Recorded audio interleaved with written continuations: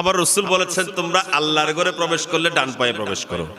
যখন প্রবেশ করেছি তখন একটা দোয়াও পড়েছি, আসসালাতু ওয়াসসালামু আলাইকা ইয়া রাসূলুল্লাহ আল্লাহুম্মা ইফতাহ লি আবওয়াবা রাহমাতিকা।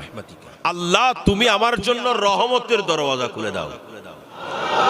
কিসের দরওয়াজা?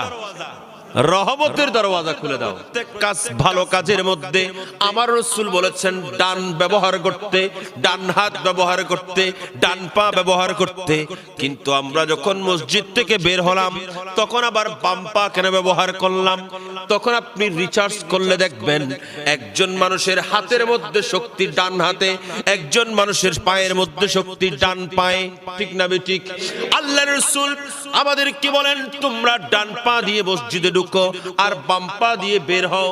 তার কারণ হলো আপনি যখন আল্লাহর ঘরের মধ্যে প্রবেশ করছেন ডান পায়ের উপর আপনার ভর আছে, ডান পায়ের উপর শক্তি আছে। কারণ শক্তি বেশি ডান পায়ে। আপনি আল্লাহর ঘরের মধ্যে ডান পা দিয়ে প্রবেশ করছেন, এমন মুহূর্তের মধ্যে যদি আপনার ইন্তেকাল এসে যায়